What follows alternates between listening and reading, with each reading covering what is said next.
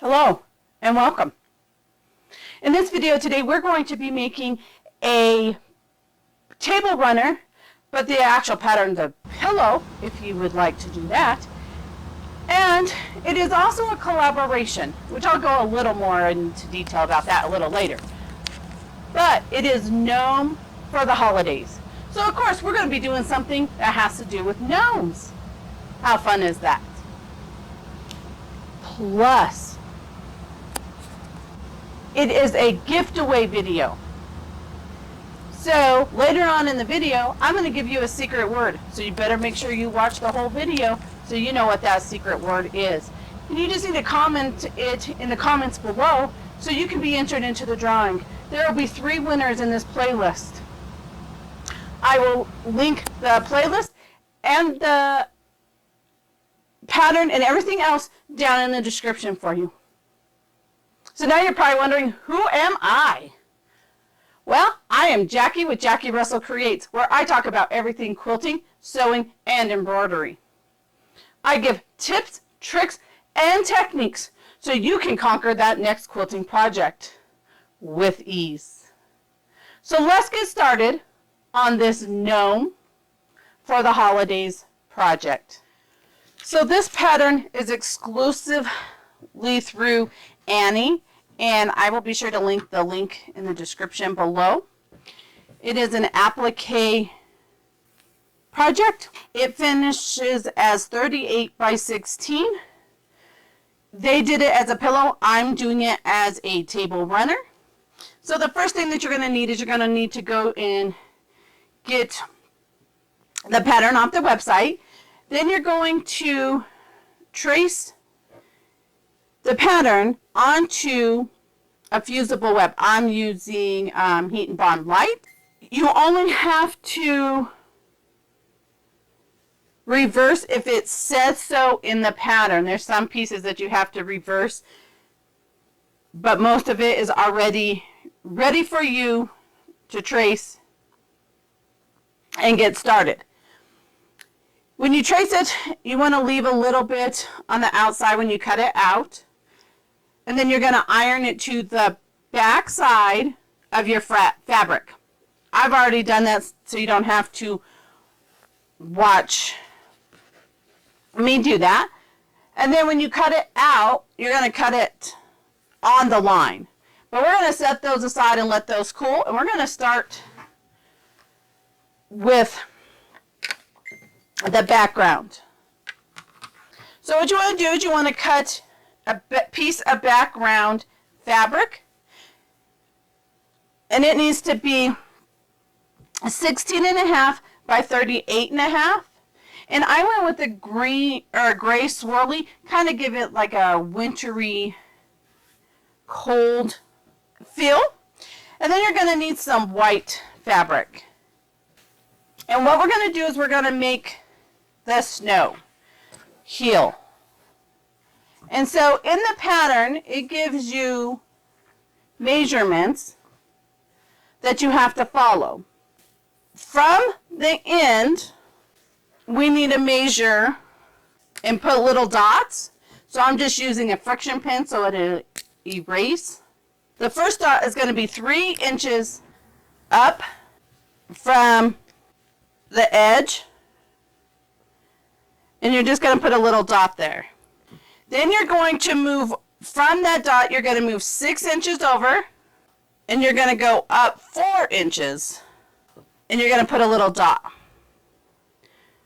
So my ruler is a 6-inch ruler, so I was just able to go over.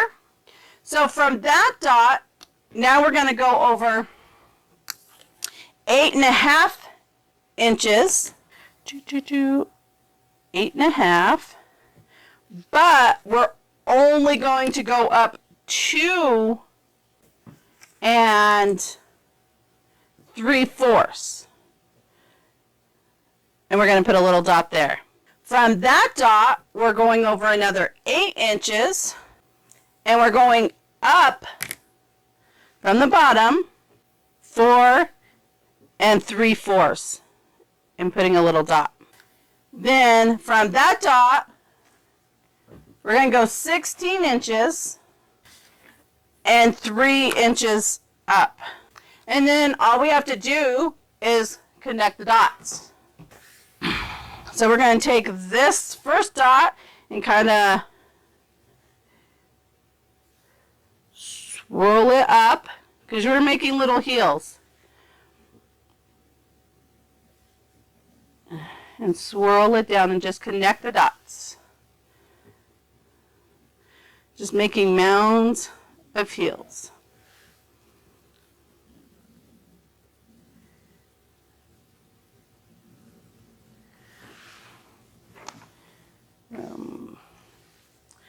You could freehand this if you would like. Your little curves.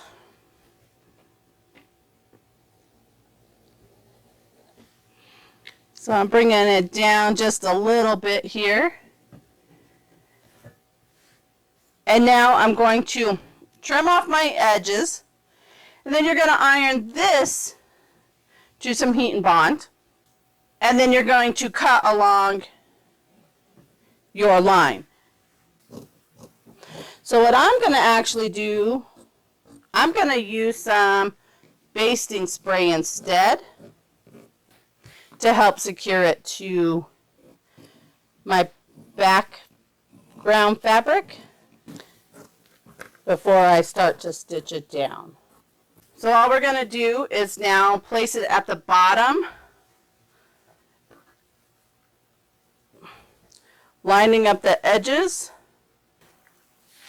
And if you're using the fusible, you'll tack it down with the iron, but I'm going to use use 505 basting spray.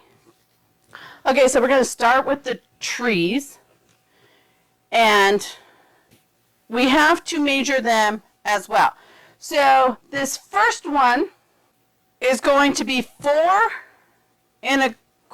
inches over from your edge, and then it just kind of tucks in underneath, and you're going to press that down.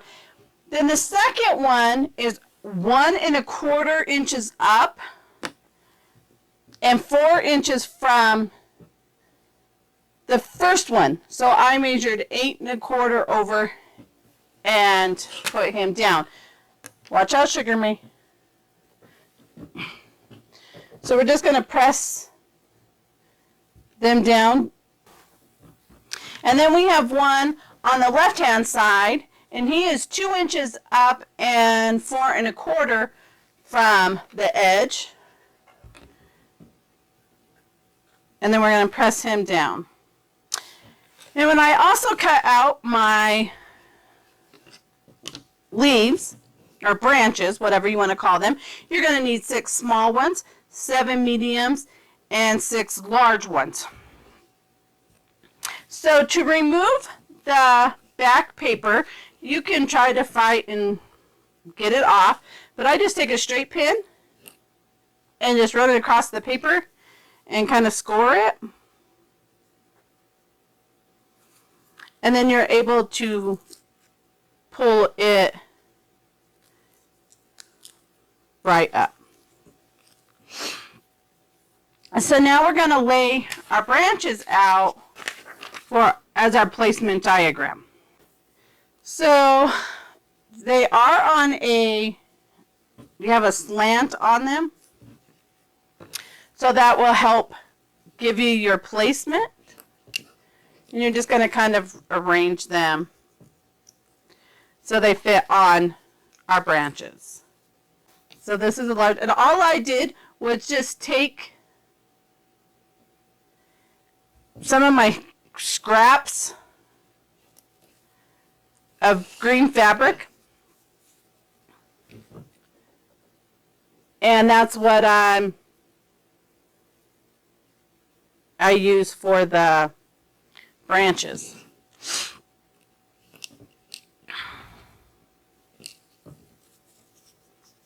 So while we're laying out our branches, let me tell you a little more about this collaboration. It is Gnome for the holidays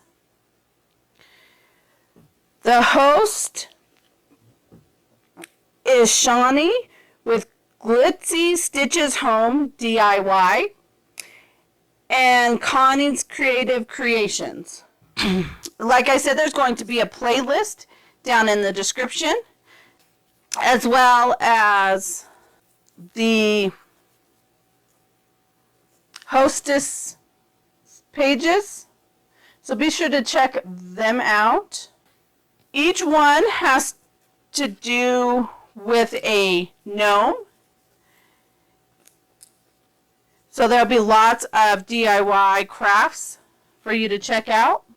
And remember, it is a giveaway, so you want to stay tuned so you know the secret word when I say it and let you know what it is.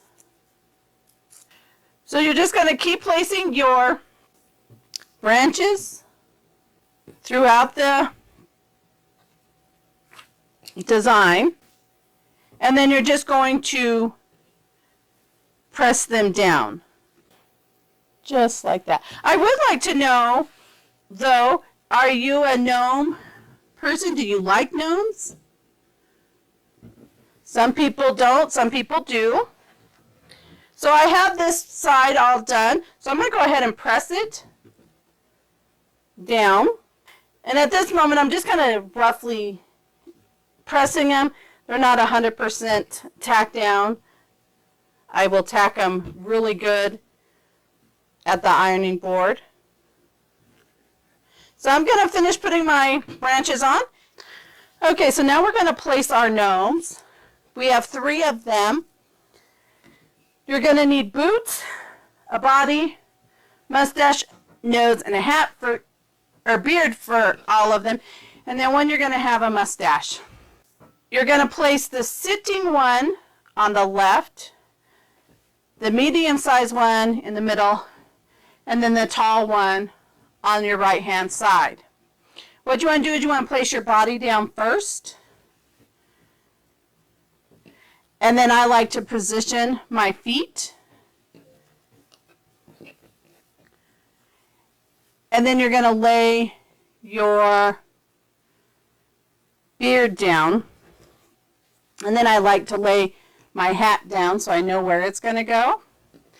But for this guy, we need to put his mustache in.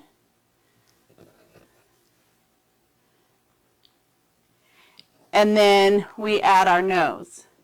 As you can see, I actually am using batting for my beard and my mustache just to give it a little more dimension, depth, fuzziness.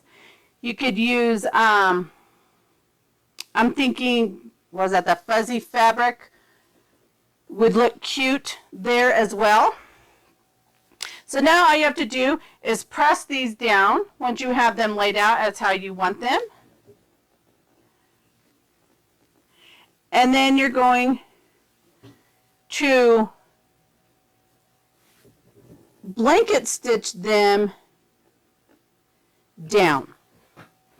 So let's give these a little press. The one with the curved hat goes in the middle, but you know, you can mix and match however you want.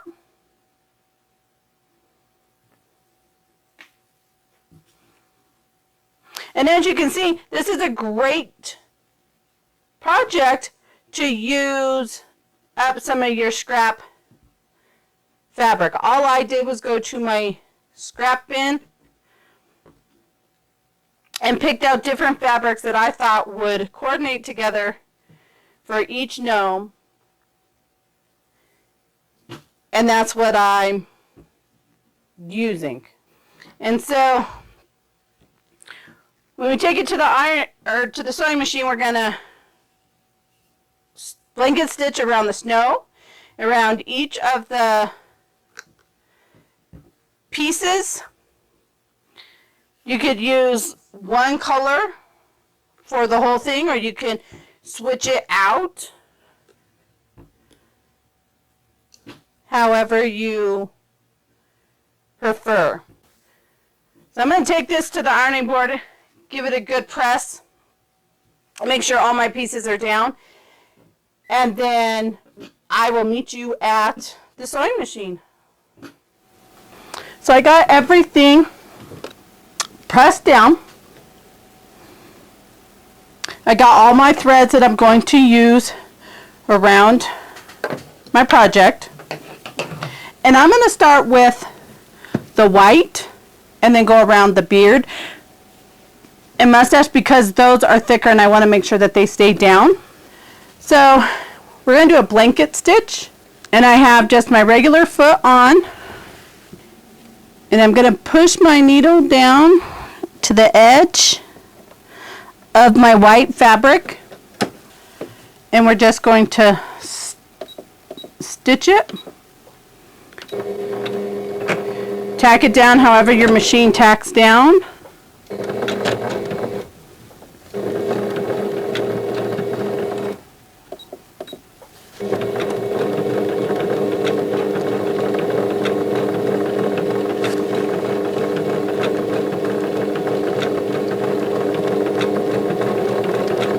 And just start stitching.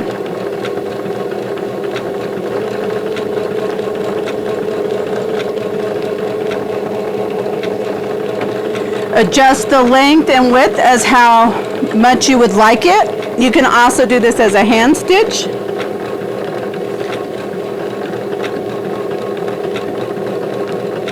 So I'm getting to right where this leaf or branch comes onto my white fabric, overlaps.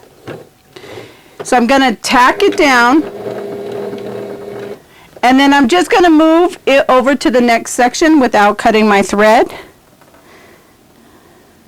Put my needle down, tack it, and stitch that section.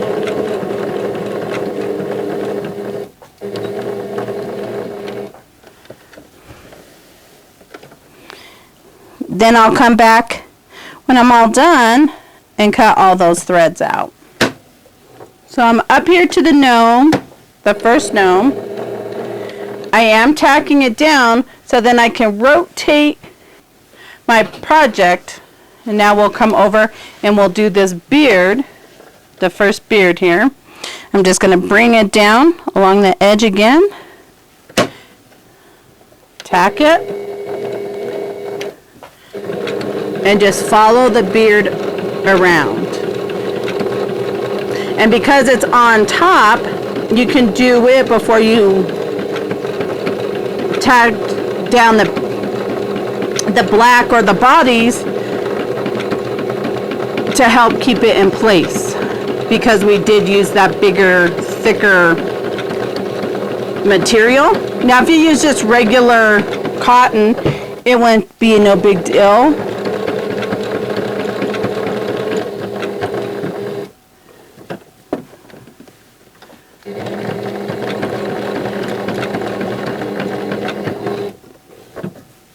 When you need to pivot, make sure your needle is down and on the edge of where you're pivoting around.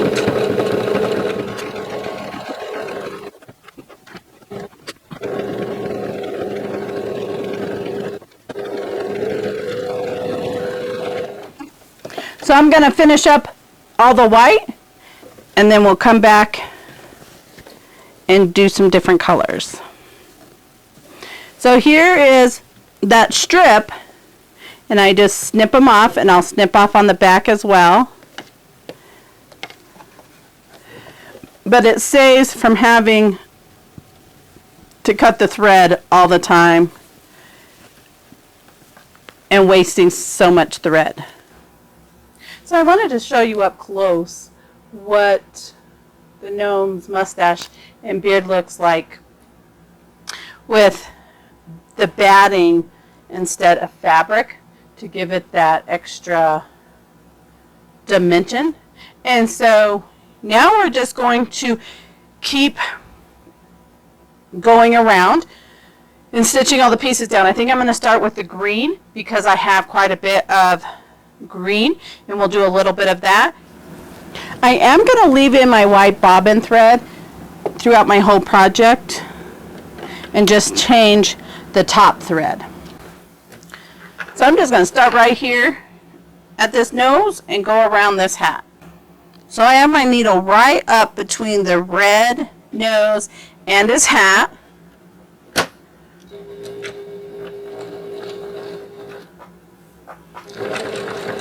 Tack it down and go around.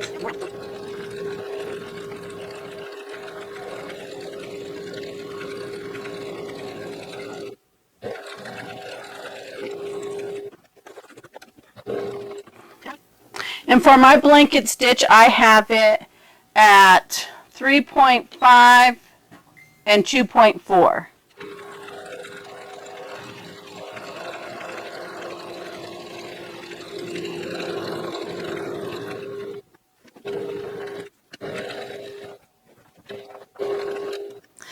Now for the branches, I'm not going to come up where it meets the brown. I'm going to do the brown all the way around.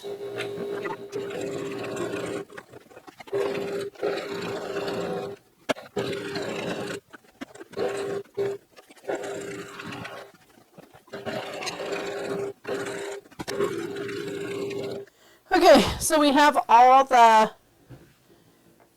embroidery stitching done, and now it's time to quilt it.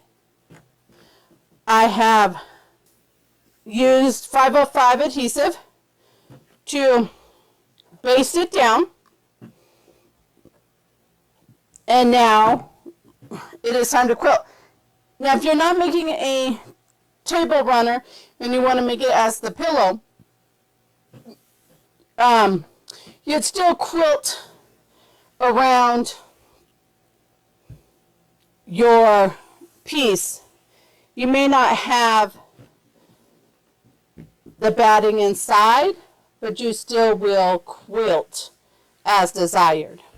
So what I'm going to do, I'm just going to take some white thread and just do a meander stitch, and I'll just kind of like little swirlies all around, kind of match my background, all up into around in my between my branches and trees is what I'm going to do.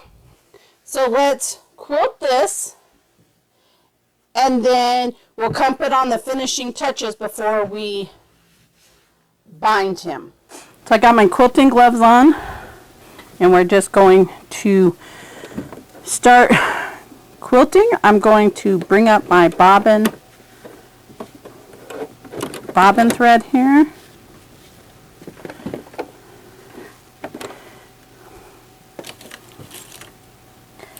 And sometimes, you know, it's hard to get it to come up.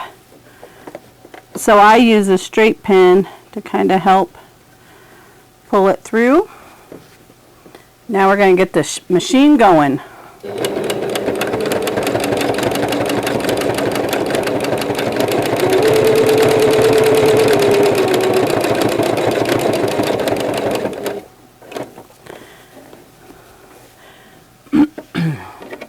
Do a few stitches and cut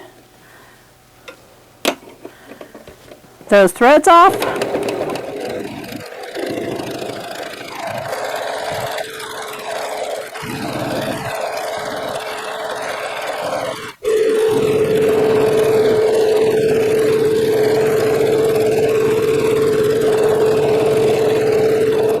So I'm going to finish quilting this. Okay, so I have it all quilted, but now we need to finish it up and make it decorative, festive. So I got out my button tin. Anybody else have one of these? They're grandma's old cookie tin. I have my buttons in there. So I went and I found some white buttons to sew on for snowflakes, or you know, to make it look like it's snowing. And then I found some jingle bells, and that's what we're going to attach at the top of each hat, or at the point of each hat. And then you'll finish it however you would like. So I just have a thread and needle that I tied a knot in. And then I want to bury my knots wherever I'm going to stitch at.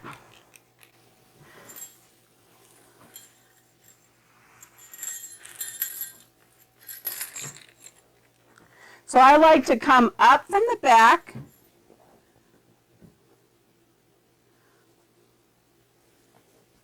to where I want it, and I pull it, and then I'm going to pull it a little, give it a little tug. You can feel it go into that back fabric, and that buries the knot in between the batting and the back fabric. And then you're just going to attach your jingle bells and your button. And when I come back down,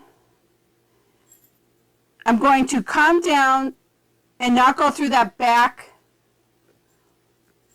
fabric.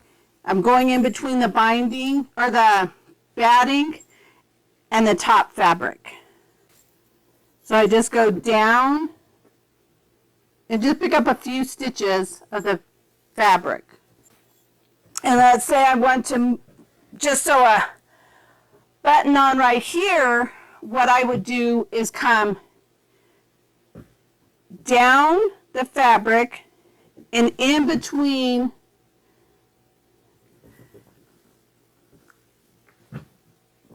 the batting again and move over to where I want it to come up.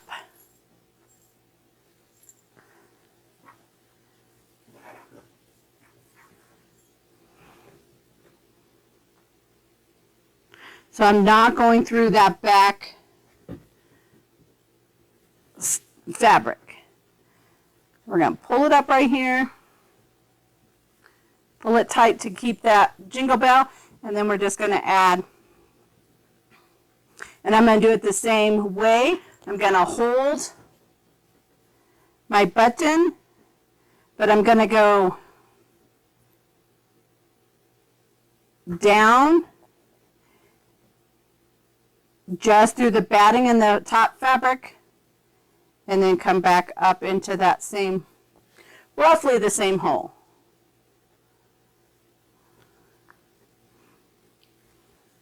So once you just continue to place your buttons randomly and your jingle bells, and then you finish it however you like.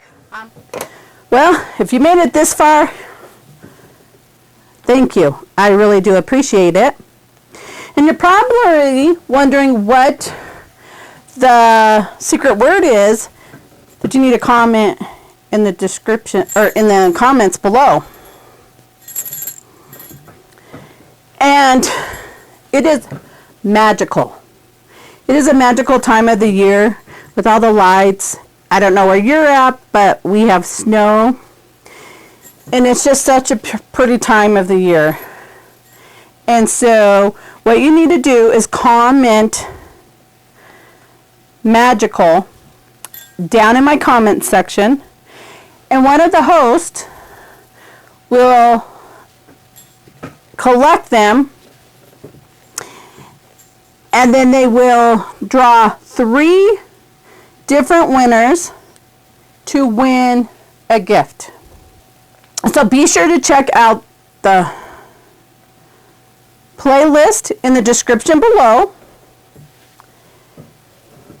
and watch all the other DIYs on how to make some type of gnome. And I hope you enjoyed this video and you got something out of it. If you learned something new, maybe give the video a thumbs up and share it.